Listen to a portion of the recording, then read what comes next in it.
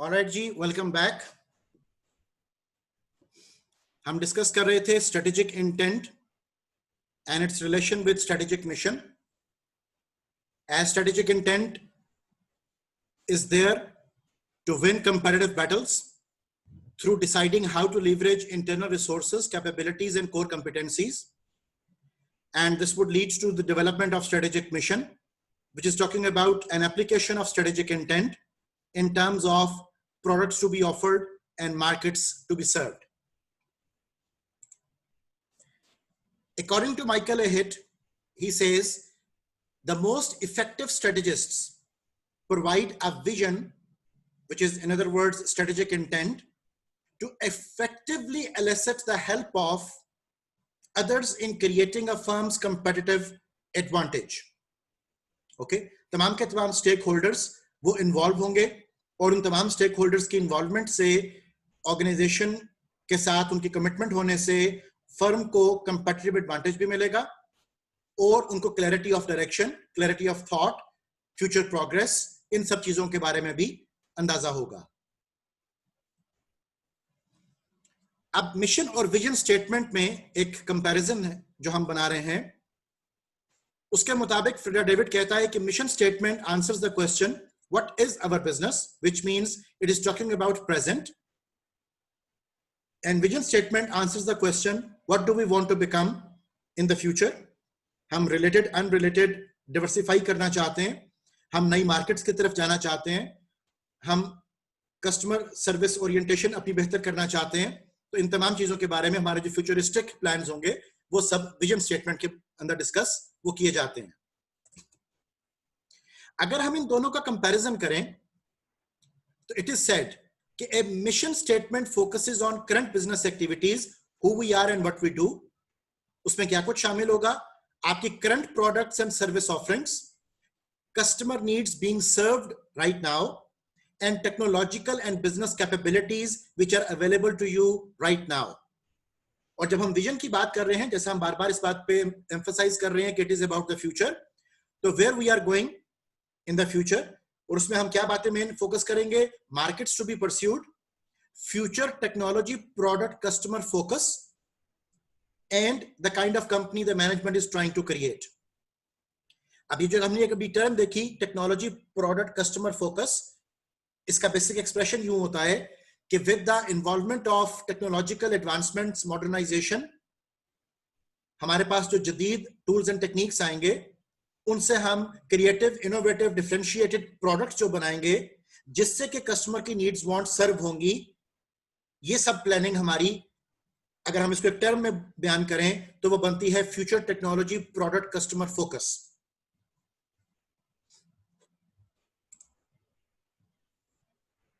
अब बेनिफिट्स क्या हैं अगर एक ऑर्गेनाइजेशन अपने मिशन एंड विजन स्टेटमेंट को एक्सप्लिसिटली, प्रेफरेबली या even in your tacit framework अगर आप अपने मिशन एंड विजन स्टेटमेंट को महफूज रखते हो तो what can be the benefits?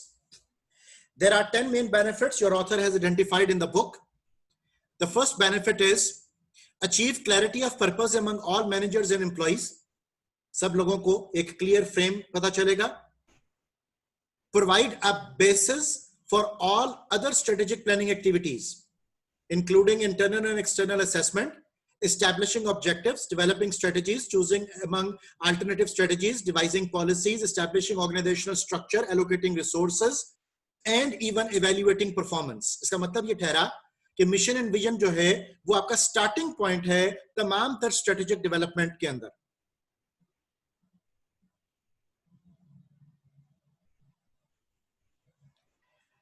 Waqar Ahsan has asked a very interesting question, and this question has taken me back like something like 22 years old story एक मेरे जहन में आ गई।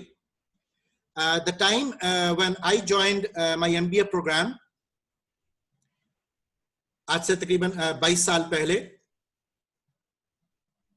हमारे टीचर ने हमें जो फर्स्ट असाइनमेंट दी थी in the course of strategic management, that assignment was exactly the question which Mr. Waqar Ahsan has just asked. Lecture के एंड पर उन्होंने कहा कि आज आप घर जब जाओगे तो अपने वालिदैन से आप एक मीटिंग अरेंज करो, because they are the owners of the family, they are the heads of the family, they are the top management, they are the CEOs. और उनसे जाकर पूछो कि हमारी जिंदगी का मिशन और विजन क्या है।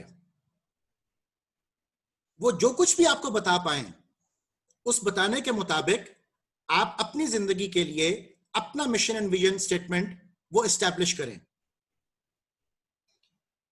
और आज की जो आपको मैंने असाइनमेंट भी देनी थी, इसमें this was already in my agenda. I wanted to ask you कि आप अपनी जिंदगी का मिशन और विजन स्टेटमेंट वो एस्टैब्लिश करो, क्योंकि जब तक आपको अपनी जिंदगी के बारे में क्लैरिटी नहीं होगी, आपको अपनी जात की डायरेक्शन का नहीं पता है, अगर आपका अपना किबला और काबा दुरुस्त नहीं है, तो आप ऑर्गेनाइजेशन का किबला और काबा दुरुस्त, आप ऑर्गेनाइजेशन को डायरेक्शन वो कैसे दे पाओगे। अब जब हम ह्यूमन एलिमेंट को मिशन एंड विजन के हवाले से लेकर आते हैं, और अगर हम अपनी जिंदगियों का कथारसिस करें, तो आपको मैंने शायद लास्ट लेक्चर में कहा था कि आप अपनी जिंदगी का स्वॉट एनालिसिस करें, और वो स्वॉट एनालिसिस आपने टैसिट कॉन्टेक्स्ट में नहीं करना, आपने अपनी जिंदगी का स्वॉट एनालिसिस एक्सप्लिसिट फॉर्म में करना है। जिसका मतलब क्या होगा कि आपको अपनी जिंदगी का स्वॉट करने के लिए अपनी जिंदगी के हवाले से, अपनी जात के हवाले से write down your 10 strengths, write down your 10 weaknesses. अब एक बात याद रखिएगा, जब कभी भी हम इंटरनल वीकनेसेस की बात करते हैं, चाहे वो एक इंसानी जात हो या चाहे एक ऑर्गेनाइजेशनल सेटअप हो, वीकनेस से मुराद दरअसल English word weakness directly exactly नहीं होता है। Weakness can also be the set of conditions and constraints. हम सबकी जिंदगियां कुछ कंडीशंस एंड कंस्ट्रेंट्स के ऊपर चलती हैं, और उन तमाम कंडीशंस एंड कंस्ट्रेंट्स को जो हमें रिस्ट्रिक्ट कर रहे हैं, वो तमाम हमारे लिए वीकनेसेस क्रिएट कर रही हैं। So we have to be very much careful कि हमारी जिंदगी के साथ वाबस्ता कंडीशंस क्या हैं, कंस्ट्रेंट्स क्या हैं, इश्यूज क्या हैं। सो जो भी नेगेटिविटीज आपको इस हवाले से नजर आए, दे आर ऑल वीकनेसेस। अपनी जिंदगी के हवाले से, अपनी जात के हवाले से जो भी पॉजिटिविटीज आपको नजर आए, आपकी कैपेबिलिटीज हैं, उन तमाम को हम लिख सकते हैं एज अवर स्ट्रेंथ। उसके बाद हम अपना कैथारसिस एक स्टेप आगे लेकर चलेंगे और हम एक्सटर्नल एनवायरमेंटल ऑडिट करेंगे, जिसमें हम अपनी जात से रिलेटेड 10 अपॉर्चुनिटीज लिखेंगे और फिर अपनी जात से रिलेटेड 10 थ्रेट्स लिखेंगे। ठीक है? सो जब आपका स्वॉट एनालिसिस पूरा हो जाए, जब आप इंटरनली एक्सटर्नली अपनी असेसमेंट बना लो, तो इसके बाद अगला स्टेप ये होता है कि अब आप ये सोचो कि आपने अपनी इन जिंदगी की स्ट्रेंथ्स एंड वीकनेसेस को मद्देनजर रखते हुए एक्सटर्नल अपॉर्चुनिटीज जो आपने 10 लिखी, उनको अवेल कैसे करना है, और आपके जो 10 एक्सटर्नल लाइफ थ्रेट्स हैं, अगेन थ्रेट से भी मुराद एक्सटर्नल एनवायरनमेंट में पाए जाने वाले कंडीशंस और कंस्ट्रेंट्स हो सकते हैं, आपने उनको अचीव कैसे करना है, उनको अवॉइड कैसे करना है। अपॉर्चुनिटीज को अवेल करना है, अचीव करना है, और थ्रेट्स को अवॉइड कैसे करना है। सो अब यहां पर एक बात बेटा याद रखिएगा कि जब आपने अपना स्वॉट एनालिसिस कर लिया, आपको यह पता चल गया कि आपकी लाइफ के स्ट्रेंथ, वीकनेस, अपॉर्चुनिटी, थ्रेट्स ये सब क्या हैं, तो इसके साथ अब क्वेश्चन अगला ये आएगा कि आप अपने आप को डेवलप कैसे करना चाहते हो। How do you think that you want to progress in your life. Okay, आप अपने मुल्क को छोड़कर कहीं पर इमिग्रेशन हासिल करना चाहते हो। अभी हमने पीछे पढ़ा जियोग्राफिक डेवलपमेंट, हमने बात की कि आप नई प्रोडक्ट्स एंड सर्विसेज ऑफर करना चाहते हो। इस हवाले से आपकी लाइफ की सर्विस ओरिएंटेशन क्या है। ओके, अब आपकी जो लाइफ की सर्विस ओरिएंटेशन है, आप उस सर्विस ओरिएंटेशन को कैसे तब्दील करना चाहते हो, ये चीज इन्वॉल्व हो सकती है। आपके सोशल रोल्स, अब वो सर्विस ओरिएंटेशन में हम क्या चीजें ऐड कर सकते हैं। फॉर एग्जांपल आपके सोशल रोल्स, ठीक है, आपके जितने भी लाइफ के स्टेक होल्डर्स हैं, first of all starting from your वालिदैन, then your siblings, then your friends, family, ठीक है, तो जितने भी आपके लाइफ के स्टेक होल्डर्स हैं, उन तमाम स्टेक होल्डर्स का आपकी लाइफ के साथ क्या एसोसिएशन है, क्या रिलेशन है, और आप उनकी सेटिस्फेक्शन के लिए क्या कर रहे हो, किस तरह से डेवलप करना चाहते हो, उन तमाम चीजों के बारे में अगर आप एक स्टेटमेंट बनाओ, जो कि आपको बनानी चाहिए, जो कि आपको पता होनी चाहिए,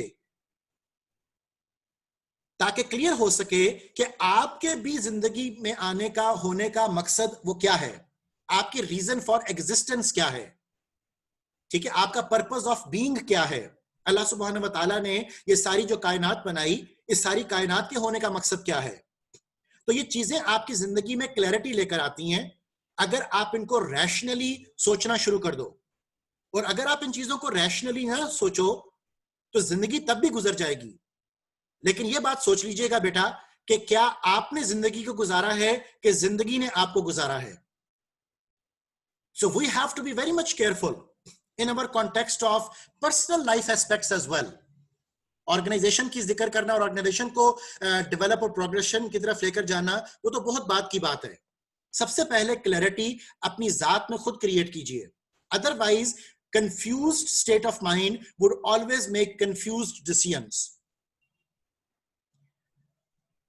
So फिल वक्त मेरा जो कमेंट है वो आपके साथ डिस्कशन में इतना ही होगा कि आप जब अपनी जिंदगी के बारे में सोचते हो तो there should be one expression.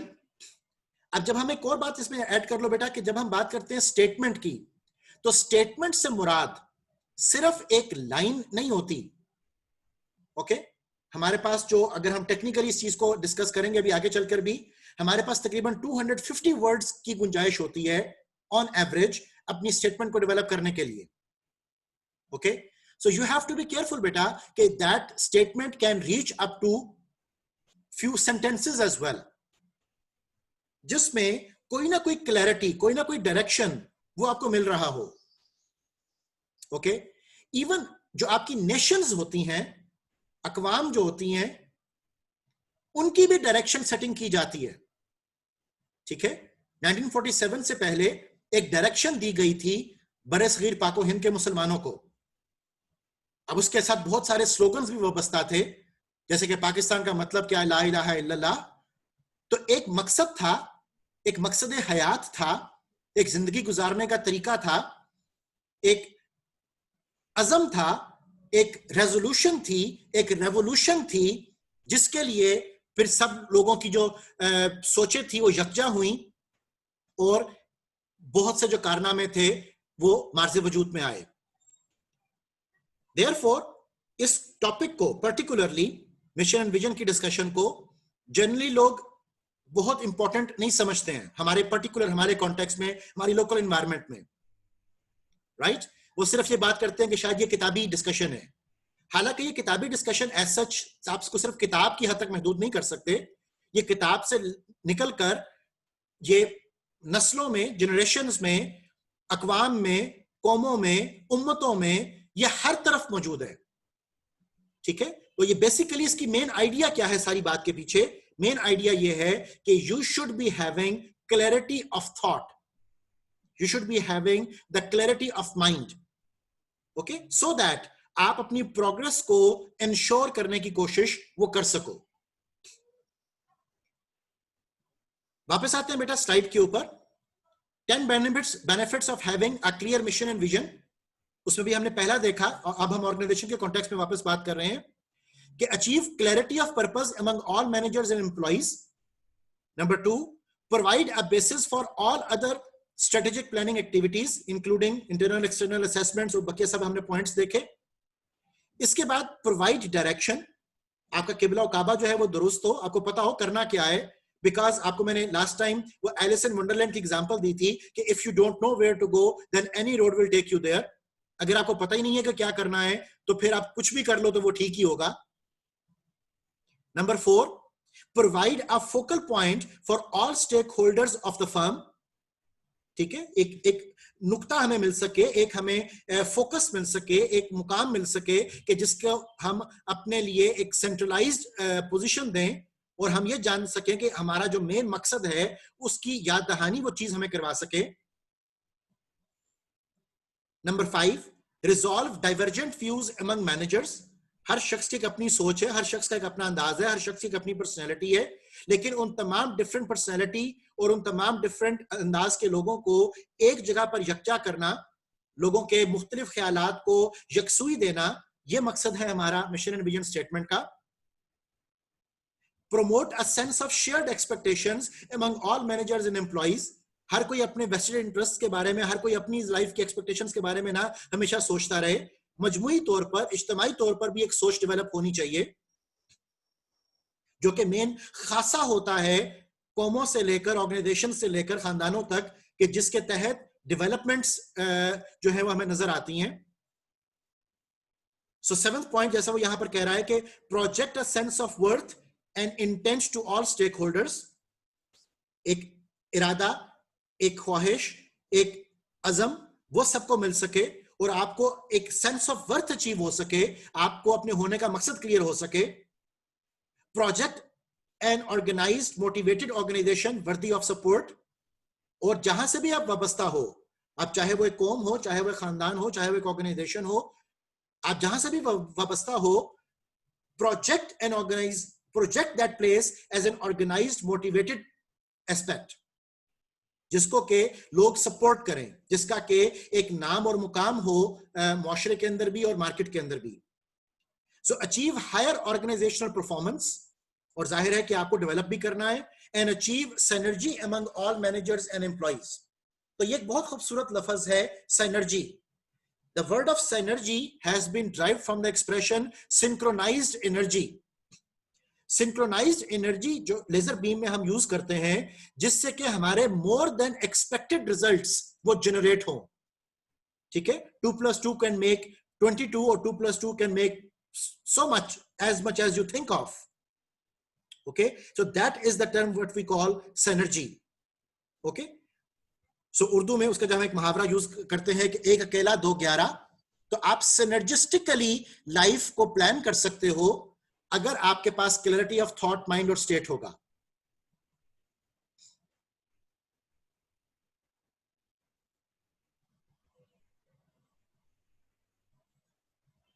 Abdullah has raised a very interesting point कि हमने कुछ देर पहले कुछ MNCs के स्टेटमेंट्स देखे और उसके ऊपर कमेंट किया था कि they are vague. Now the question is कि if we consider the comparison of mission and vision statement, aren't the company's products like beverages, computers are intended in the mission statement instead of vision statement? You are right कि हम mission और vision में बात करते हैं products का, और mission में हम पर्टिकुलरली बताते हैं कि हमारी प्रोडक्ट क्या है। लेकिन जब हम इसी वर्ड को, द प्रोडक्ट नेचर को, जब विजन में लेकर आते हैं, तो विजन के कॉन्टेक्स्ट में हम उन प्रोडक्ट से रिलेटेड जो डेवलपमेंटल कॉन्टेक्स्ट है उसको कोट करेंगे। ठीक है, जिसकी कोई फिर लिमिट नहीं होगी।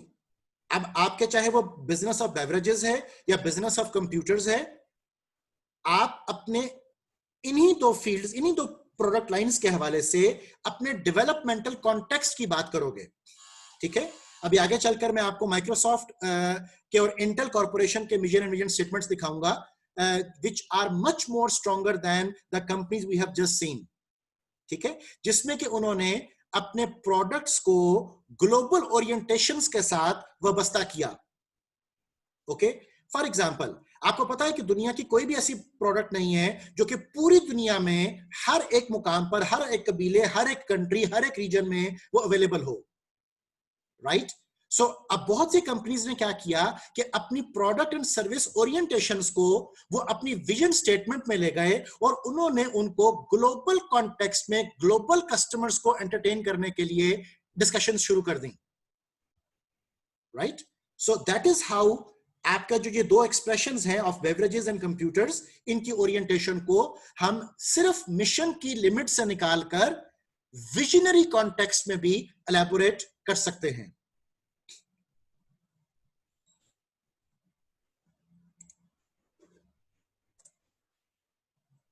अब the process of developing mission and vision statement देखिए कि ये अब आपको अगर ये स्टेटमेंट डेवलप करनी है तो ये आप डेवलप करोगे कैसे।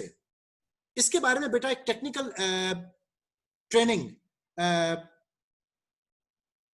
जो हमने कंडक्ट करवाई थी उसके बारे में भी आपको मैं ब्रीफिंग देता हूं। पहले आप स्लाइड पर देख लीजिए पॉइंट, उसके बाद आपको मैं ब्रीफ करता हूं कि technically mission and vision statements को एस्टैब्लिश वो कैसे किया जाता है। इस बात को शुरू करने से पहले यह बात ध्यान में रखिएगा कि मिशन एंड विजन स्टेटमेंट कभी भी सिर्फ combination of hi fi words नहीं होती। आपको मिशन एंड विजन स्टेटमेंट को जस्टिफाई करना पड़ता है। आपको विजन एंड विजन स्टेटमेंट में जो डायरेक्शन सेट हो रही है, जो आपने क्वालिटेटिव एक्सप्रेशन कोट किया है, आपको उस क्वालिटेटिव एक्सप्रेशन के साथ अपने क्वांटिटेटिव ऑब्जेक्टिव्स को अटैच करना पड़ता है। आपको ओन करना पड़ता है उस स्टेटमेंट को। ठीक है, देयरफॉर इस गलतफहमी को जहन से निकाल दें कि आप सिर्फ नेट से डाउनलोड करके मुश्किल मुश्किल अल्फाज एक कॉम्बिनेशन बनाकर mission and vision statement justify कर लोगे। इसकी बेटा बकायदा टेक्निकल डेवलपमेंट्स होती हैं जिसके बारे में अभी हम अपने डिस्कशन वो करने लगे हैं। Meanwhile Iqra has asked a question कि can we say that life is a test so that we will be able to make it clear what is our mission and what is our vision being a human. Well, life is having so many connotations. हम life को सिर्फ एक test की हद तक शायद limit नहीं कर सकते हैं। There are so many other connotations which can be associated with life. So it all depends. ये एक बड़ा इंपॉर्टेंट पॉइंट आपको मैं बता रहा हूं लाइफ के लिए भी और ऑर्गेनाइजेशंस के लिए भी। It all depends on 100% you कि आप उस चीज को इंटरप्रेट कैसे करते हो। एक बड़ा खूबसूरत एक्सप्रेशन मैं आपके साथ डिस्कस करता हूं और वो एक्सप्रेशन है हकीकत के बारे में कि हकीकत किसे कहते हैं। अब आपने लाइफ की अभी बात की कि लाइफ इज अ टेस्ट और लाइफ इज व्हाट। सो हकीकत के बारे में कि रियलिटी दरअसल है क्या, उसके बारे में एक बड़ा खूबसूरत एक्सप्रेशन है कि reality is what you perceive it to be, not the reality itself. मतलब क्या है इस बात का? हकीकत वो है जो आप समझ रहे हो कि हकीकत है, और ये जरूरी नहीं कि जो आप समझ रहे हो हकीकत है वो दरअसल भी हकीकत हो, क्योंकि इंसान सिर्फ उतना ही इस बात को समझ सकता है जितनी बात उसकी समझ में आ रही हो, जितना वो किसी भी सिचुएशन को, किसी भी पर्सपेक्टिव को परसीव कर रहा हो। तो हमारे लिए रियलिटी, हकीकत सिर्फ वही है जो हमारी परसेप्शन में है। हम अपनी परसेप्शन से बियॉन्ड किसी चीज के बारे में कोई ना एनालिसिस कर सकते हैं ना उसका कैथारसिस कर सकते हैं। तो फिर हम उसे क्या कहते हैं कि रियलिटी इज आउट देयर। ये थोड़ा सा फिलोसॉफिकल एजम्पशन बन जाएगा, लेकिन आपके लिए समझना जरूरी है। तो फिर हम उसके लिए क्या एक्सप्रेशन यूज करते हैं कि रियलिटी इज आउट देयर, और हर शख्स उस आउट देयर रियलिटी को अपने अपने मुताबिक इंटरप्रेट करने की कोशिश करता है, उसको समझने की कोशिश करता है। ठीक है, सो डिफरेंट मजाहिब ने भी डिफरेंट जो आपके डॉक्ट्राइन्स थी, जैसे capitalism, socialism, communism, dialectic materialism, इन सब ने भी जो डिफरेंट आपके पास इज्म्स आए, रिलीजन्स आए, उन सब ने हकीकत को अपने अपने अंदाजे के मुताबिक इंटरप्रेट करने की कोशिश की। ओके, सो उन तमाम कोशिशों में हमारे सामने हकीकत के मुख्तलिफ रूप वो आए, लेकिन हम जो भी कॉन्टेक्स्ट उसका डेवलप करते हैं उसका मतलब ये नहीं होगा कि हकीकत तब्दील हो रही है। हकीकत would be kept constant. Now the argument would be कि आप उसको जस्टिफाई कहां तक कर पाते हो। ठीक है, आपके पास उसकी शहादतें क्या हैं, आपके पास उसकी लॉजिकल एक्सप्लेनेशंस क्या हैं। सो वहां से फिर आपकी इंटरप्रिटेशन ऑफ लाइफ वो शुरू होती है। ठीक है, सो ये एक बड़ा डिफरेंट सा कॉन्टेक्स्ट शुरू हो जाएगा। आई होप कि इसके लिए हम एक अलहदा से जूम मीटिंग करेंगे जिसमें विल बी डिस्कसिंग इट कि ये सब मामलात क्या होते हैं। इस वक्त हम मिशन एंड विजन स्टेटमेंट पर बेटा वापस आते हैं, और हमारी डिस्कशन ये चल रही थी कि मिशन एंड विजन स्टेटमेंट को डेवलप कैसे करना है। So it says Select several articles about these statements. आप बहुत से मिशन एंड विजन स्टेटमेंट से रिलेटेड आर्टिकल्स पिक करो and ask all managers to read these background information. ठीक है, पहले आप ये पॉइंट्स पढ़ लीजिए, फिर आपको मैं ब्रीफ करूंगा कि टेक्निकल ट्रेनिंग जो है वो हम किस तरीके से कंडक्ट करते हैं कॉर्पोरेट वर्ल्ड में about mission and vision statements. So आपने आर्टिकल्स लिए और वो आर्टिकल्स आपने सब लोगों को दिए कि जनाब इन आर्टिकल्स के ऊपर आप लोग मिशन एंड विजन स्टेटमेंट को डेवलप करेंगे. आप इन आर्टिकल्स को पढ़ें और इनको समझें कि बेसिकली ये चीज होती क्या है. सेकेंड पॉइंट, बिकॉज हो सकता है कि आपके ऑर्गेनाइजेशन के अंदर बहुत से लोग जो है वो बिजनेस बैकग्राउंड से ना हो, कुछ इंजीनियर्स हैं, कुछ आपके लाइक अदर डिसिप्लिन से ताल्लुक रखने वाले लोग हैं, तो उन सब को एक पॉइंट पर लाने के लिए आप पहले थ्योरी बिल्डिंग कर रहे हो. Second point, ask managers themselves to prepare a vision and mission statement for the organization.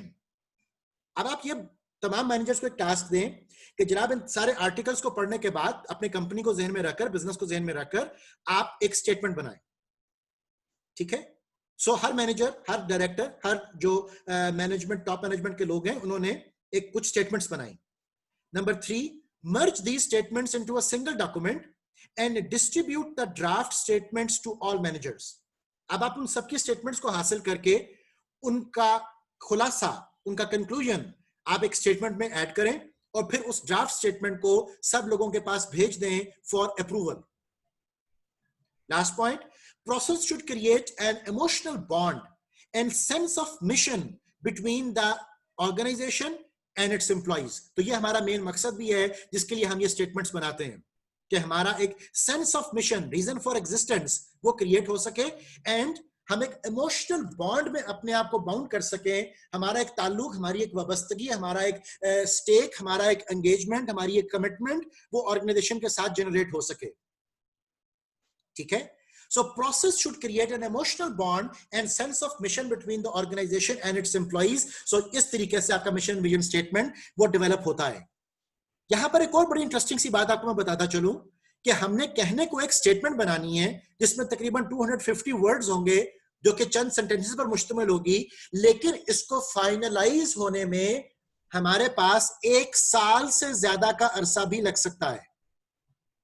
तो याद रखिए कि ये सिर्फ combination of hi fi words नहीं है. अगर हम इसको पूरे चैप्टर के अंदर टेक्निकल एस्पेक्ट्स में स्टडी करने की कोशिश कर रहे हैं तो it has got a very deeper implication. Okay, so अब आपको मैं एक प्रैक्टिस ट्रेनिंग वर्कशॉप के बारे में बताता हूं कि जिसमें हम कॉर्पोरेट वर्ल्ड को सिखाते हैं कि किस तरीके से मिशन एंड विजन स्टेटमेंट बनाई जाती है. फॉर एग्जांपल, आपने ऑर्गेनाइजेशन से रिक्वायर किया कि उनके 20 जो टॉप मैनेजमेंट के लोग हैं उन सबको हम एक मीटिंग में, एक ट्रेनिंग वर्कशॉप में कॉल करेंगे. ठीक है, अब वो डिफरेंट डिपार्टमेंट्स, डिफरेंट एसपीयूज के हेड्स हो सकते हैं, वो मैनेजरियल पोजीशन के लोग हो सकते हैं, वो डायरेक्टर्स हो सकते हैं. सो उन सबको, वो सीईओ, सीएफओ, ये सब लोग हो सकते हैं. So board, even board of directors, board of governors के लोग हो सकते हैं. सो उन सब लोगों को हमने एक 20, 25, 30 लोगों को हमने एक ट्रेनिंग में कॉल किया. ओके, उस ट्रेनिंग में कॉल करने के बाद हम उन सबको कुछ post it notes, yellow colour के जो छोटे छोटे नोट्स होते हैं, स्टिकी नोट्स, वो हम उनको देते हैं, कॉपीज, और उन्हें कहते हैं कि आप इन स्टिकी नोट्स के ऊपर अपनी ऑर्गेनाइजेशन को जहन में सोचकर कोई से 5 अल्फाज लिखें. ठीक है, जो 5 अल्फाज आप समझते हो कि आपकी ऑर्गेनाइजेशन को ब्रीफ कर रहे हैं, आपके ऑर्गेनाइजेशन के बारे में, आपके ऑर्गेनाइजेशन के कॉन्टेक्स्ट को एलैबोरेट कर रहे हो, तो जो भी लफ्ज आपके जहन में आते हैं, इंडिविजुअली बैठकर, अलहदा बैठकर आपने अपने अपने जहन के मुताबिक इन स्टिकी नोट्स के ऊपर 5-5 वर्ड्स लिखने हैं. ठीक है, सो सपोज मैं एक एग्जांपल जो बना रहा हूं कि हमारे पास 20 लोग उस ट्रेनिंग में आए, उन 20 लोगों ने 5-5 अल्फाज अपनी ऑर्गेनाइजेशन के बारे में सोचकर उन sticky notes, post it notes के ऊपर वो लिखे. अब जब 20 लोगों ने 5-5 अल्फाज लिखे तो इसका मतलब यह होगा कि हमारे पास 100 वर्ड्स की एक इन्वेंट्री ऑर्गेनाइजेशन से रिलेटेड वो मेंटेन हो गई. उन 100 नोट्स को, जो स्टिकी नोट्स हैं, उनको हम एक व्हाइट बोर्ड के ऊपर वो पेस्ट कर देते हैं. ठीक है, ताकि सब लोगों को नजर आ रहा हो कि वो 100 नोट जो कीवर्ड्स थे वो क्या थे. अब उन 100 कीवर्ड्स को एक फैसिलिटेटर सबके लिए ऊंची आवाज में पढ़ता है, ठीक है। हो सकता है कि ऑर्गेनाइजेशन को जहन में रखकर मेरे जहन में जो 5 वर्ड्स आए थे उससे बेहतर अल्फाज किसी और के जहन में आए हों, तो सब लोगों को वो 100 वर्ड्स वो सुनाए जाते हैं और कहा जाता है कि इन 100 वर्ड्स को सुनने के दौरान आपने इसमें से कोई एक वर्ड जो आपको सबसे ज्यादा हिट कर रहा हो वो पिक करना है, ठीक है। तो जो सबसे ज्यादा आपको फेवरेट वर्ड लगे कि हाँ ये एक लफ्ज है जो मेरी ऑर्गेनाइजेशन को सबसे अच्छा बयान कर रहा है। सो अब क्या हुआ, सब लोगों ने उन 100 वर्ड्स में से 20 वर्ड्स पिक कर लिए, ओके। 20 वर्ड्स को पिक करने के बाद हम उन 20 लोगों को 4 ग्रुप्स में डिवाइड कर लेते हैं, ओके। तो अब 4 लोग 4 ग्रुप्स में जब हमने डिवाइड किया तो 5-5 मेंबर्स फी ग्रुप हमारे पास आए। अब हर शख्स के पास एक वर्ड है जो कि उसके मुताबिक ऑर्गेनाइजेशन को सबसे बेहतर एक्सप्लेन कर रहा है। अब वो जो 5 वर्ड्स हमारे पास आए, हर एक ग्रुप में 5 वर्ड्स हमारे पास आए, अब उन्हें कहा जाता है कि इन 5 वर्ड्स को जहन में रखकर इनको यूज करके आपने एक स्टेटमेंट बनानी है और उस स्टेटमेंट बनाने का जो टेक्निकल तरीका है वो भी आपको मैं अगली स्लाइड्स पर दिखाऊंगा, ठीक है। तो आपने वो बेसिकली 9 एरियाज होते हैं जिन 9 एरियाज को जहन में रखकर हमने एक स्टेटमेंट बनानी होती है। तो एरियाज अभी आपको मैं अगली स्लाइड्स पे दिखाता हूं। सो आप क्या करोगे कि उन 5 वर्ड्स को यूज करके ऑर्गेनाइजेशन के हवाले से उन 9 एरियाज को मद्देनजर रखते हुए एक स्टेटमेंट जो कि 3-4 सेंटेंसेस पर मुश्तमिल हो सकती है वो आप डेवलप करोगे। अब 4 ग्रुप्स ने 4 स्टेटमेंट्स वो डेवलप की, फिर उन चारों स्टेटमेंट्स को आपस में एलैबोरेट किया जाता है, डिस्कस किया जाता है और फिर उन चारों में से कुछ अल्फाज को चेंज करके, कुछ अल्फाज को ऐड करके, कुछ अल्फाज को ड्रॉप करके सब लोग बैठकर डिस्कस करते हैं उन स्टेटमेंट्स को और फिर एक स्टेटमेंट फाइनलाइज होती है। अभी जो स्टेटमेंट फाइनलाइज हुई वो स्टेटमेंट अप्रूव नहीं हुई, अभी सिर्फ स्टेटमेंट फाइनलाइज हुई है इस पूरी 1 डे वर्कशॉप के बाद, ओके। अब इस पूरी 1 डे वर्कशॉप के बाद जो स्टेटमेंट हमारे सामने आई उस स्टेटमेंट को हम अपने पास प्रिजर्व कर लेते हैं। ट्रेनिंग खत्म हो गई, मैनेजर्स अपने ऑर्गेनाइजेशन में वापस चले गए, फिर हम उस स्टेटमेंट को फर्दर रिफाइन करके ऑर्गेनाइजेशन को पोस्ट करते हैं फॉर अप्रूवल। अब हो सकता है कि उनकी जो नेक्स्ट बोर्ड ऑफ डायरेक्टर्स की मीटिंग है उसके अंदर वो स्टेटमेंट फिर डिस्कस की जाएगी इन हाउस। उस स्टेटमेंट के ऊपर फिर क्रिटिसिज्म होगा, उसके ऊपर फर्दर सजेशंस आएंगी और यहां से आपका जो डेवलपमेंट प्रोसेस है वो शुरू हो जाता है। सो माइंड यू कि mission and vision statement develop करना it's not a click of mouse, it is not just blink of an eye और like your dream in the sleep. Mission and vision statement जो है that is a technical phenomena and that is a like direction for the firm जिसको देखकर organisation ने अपने strategic, अपने financial, अपने operational objectives जो हैं वो सब सेट करने हैं, okay. So this is how the process of developing mission and vision statement technically goes on. अगर कोई सवाल ज़हन में आए तो प्लीज चैट रूम में पूछ लीजिएगा।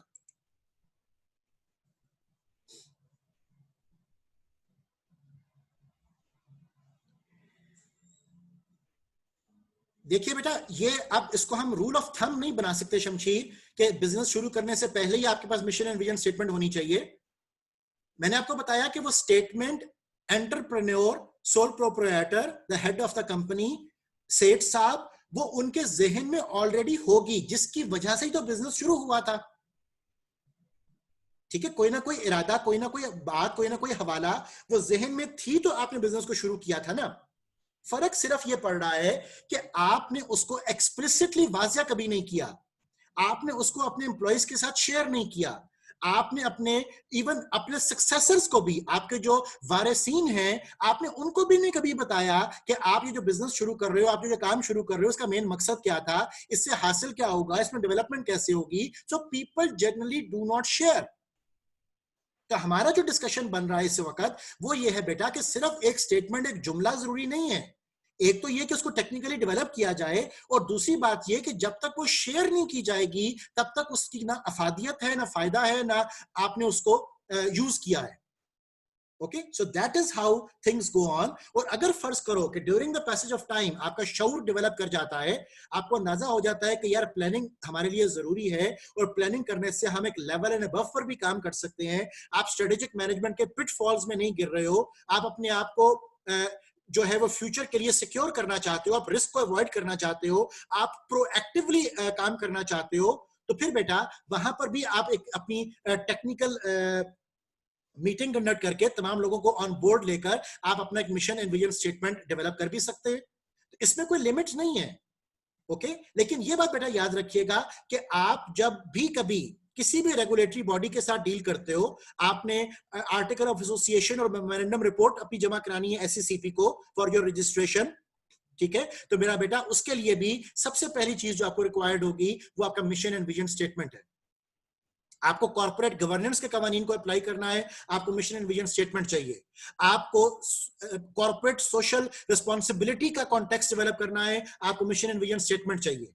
तो किसी भी सूरत आपकी जान इन दो स्टेटमेंट से वो नहीं छूटनी। और सिर्फ हमारे पास जो लिमिट है वो मिशन एंड विजन स्टेटमेंट की हद तक नहीं है। अभी आपको मैंने चैप्टर के शुरू में उसका टाइटल बताया था, वो टाइटल मैंने थोड़ा सा चेंज किया है आपकी बुक के हवाले से। उसमें हम एक तीसरी स्टेटमेंट की भी बात करेंगे and that would be the value statement, ठीक है, ऑर्गेनाइजेशन का वैल्यू स्टेटमेंट। तो ये 3 स्टेटमेंट, ठीक है, ये ऐसी स्टेटमेंट्स हैं जो आपका संगे बुनियाद हैं, जो आपके बिजनेस का, आपके एंटरप्रेन्योर होने का, आपके सर्विस ओरिएंटेशन की बेसिकली स्टार्टिंग पॉइंट से आगाज है। लेकिन अगर आपने उन स्टार्टिंग पॉइंट्स को किसी भी वजह से सिर्फ टैसिटली अभी तक डेवलप किया हुआ था, तो आप उसको टेक्निकली फ्यूचर के अंदर एक्सप्लिसिटली भी डेवलप वो कर सकते हो, ओके। हमारा सेकंड जूम मीटिंग टाइम बेटा वाइंड अप कर रहा है और आपको मैं अभी थर्ड जूम मीटिंग का टाइम सेंड कर रहा हूं, so I will be sending it right now.